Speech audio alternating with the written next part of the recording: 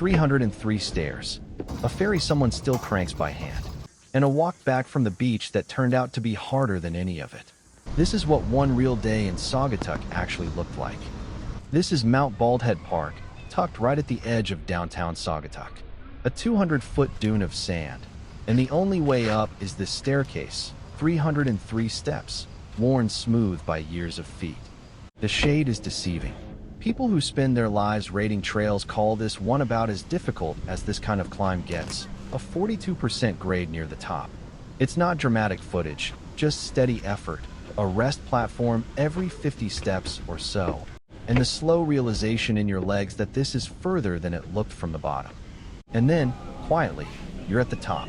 The Kalamazoo River curling beneath you, Saugatuck on one bank, Douglas on the other, Lake Michigan somewhere past the tree line. There was a Cold War radar station up here once, the kind of history that just sits here now, unremarked. From this point the trail keeps going, down the far side of the dune, toward the water. And that water is Oval Beach, the real Lake Michigan, so clear we could get shots right beneath the surface.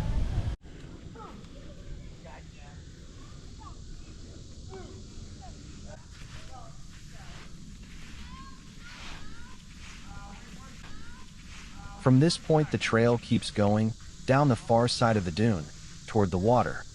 And that water is Oval Beach, the real Lake Michigan, so clear we could get shots right beneath the surface.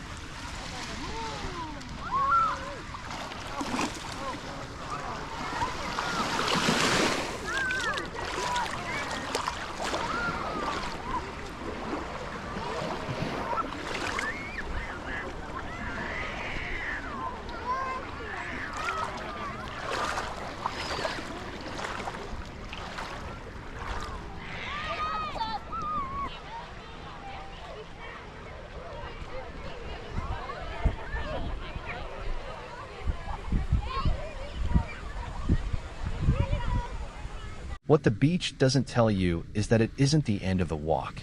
Getting back means the same slope in reverse, straight up loose sand, and it takes more out of you than the descent ever suggested. Every account of this hike says the same quiet thing. The sand asks more of you than the stairs ever did. Only once you're back at the top does the staircase carry you the rest of the way down.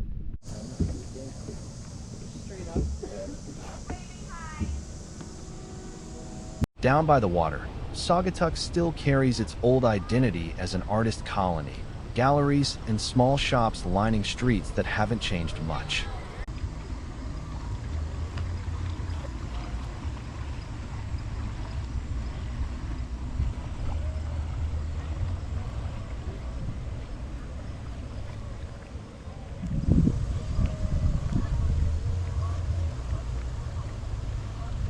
There's a small free museum at the base of the dune, and inside, quietly, is an exhibit that changes how you think about those stairs.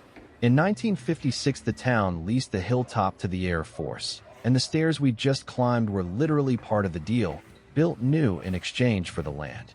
The radar station up there was one of 131 built to watch the sky over Lake Michigan during the Cold War.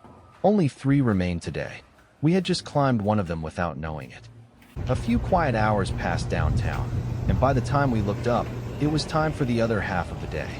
This is the Saugatuck Chain Ferry, and there's nothing performative about it. It's the last hand-crank chain ferry still operating in the country. $3. And a person on the dock simply pulls you across the river by hand. No engine at all, the same way it's been done for longer than anyone currently doing it has been alive.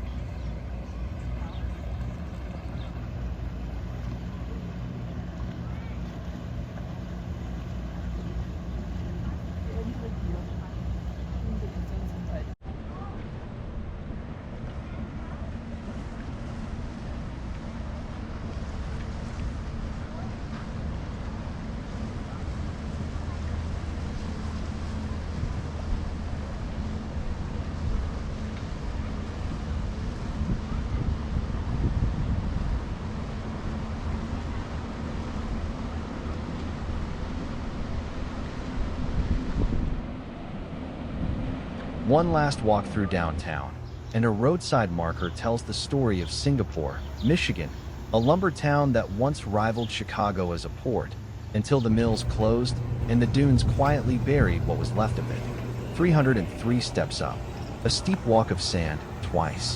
A ferry crossing powered by nothing but someone's arms.